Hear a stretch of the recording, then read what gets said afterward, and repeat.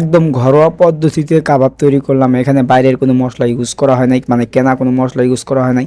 বাসায় যে মশলাগুলো থাকে ওগুলো ইউজ করা হয়েছে। আর এটা টেস্ট যা হয়েছিল, অসাধারণ টেস্ট হয়েছিল।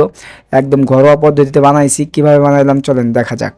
গেছিলাম এক জায়গায় দাওয়াত খাইতে, আর ওইখানে হচ্ছে রাত্রে গরু জবাই করছে। ১ কাপ চা নিয়ে সেখানে গরু জবাই দেখতে গেলাম, আর গিয়া দেখি যে আলামিন ভাই মাংস কাটতেছে, মানে মাংস ছোট ছোট পিস করতেছে। পরে আলামিন ভাইয়ের সাথে ডিসকাস করলাম যে এই ঠান্ডা ঠান্ডা পরিবেশে কাবাব হইলে কীরকম হয়। পরে সেও একটু প্ল্যানিং করলো এবং আমরা ভাবলাম যে কি নিলে বেশি কাবাবটা ভালো হইব, মাইটা নাকি মাংস। টিটা তেল লাগবে কিন্তু করতে, কুলজার উপরে টিটা লাগে পুরাইলে।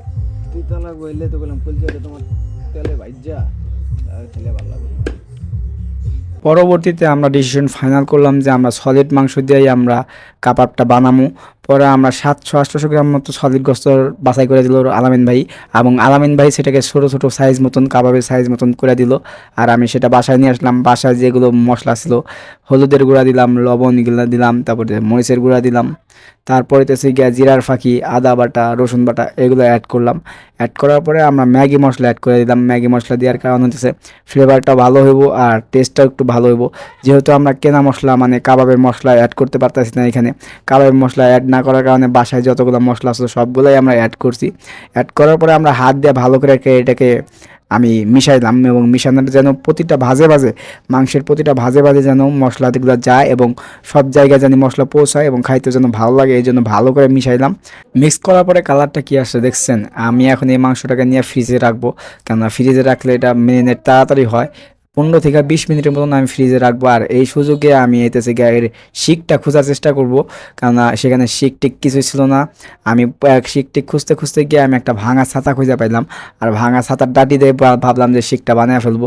আর ভাঙা ছাতার ডাটিকে প্রথমে আমি পুড়াইছি আগুনে, কেননা এর উপরে কালি থাকে, মানে ছাতার যে রং থাকে কালো রং, সে রংটা আমি প্রথমে পুড়াই নিলাম, তারপরে সাবান দিয়ে ভালো করে ধুয়ে নিলাম।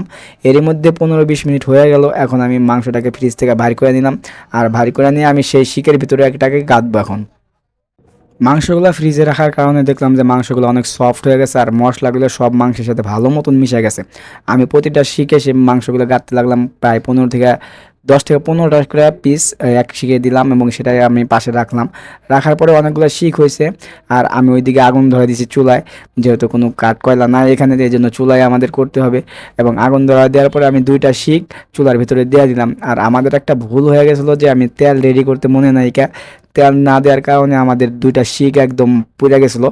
একদম পুড়ে নাই, মানে হালকা পাতলা পুড়ে গেছিলো, কালো হয়ে গেছিলো অনেক। এতে আমি একটু পরে দেখতে পাইবেন যে কীরকম পুড়ে গেছিলো।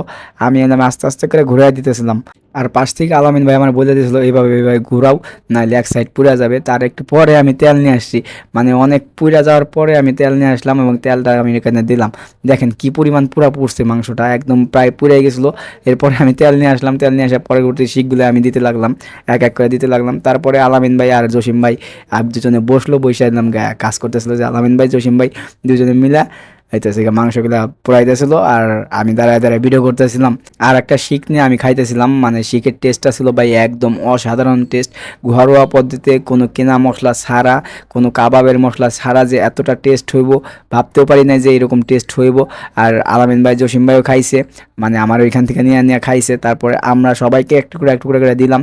দেওয়ার পরে আমরা লাস্টে একটা শিক রাখছিলাম আমাদের জন্য, সবাই মিলা, আমি আলামিন ভাই আর জসিম ভাই সেই শিকটাই লাস্টে খাইছি, সবাই মিলাই খাইছি, এবং টেস্টটা একদম অসাধারণ টেস্ট।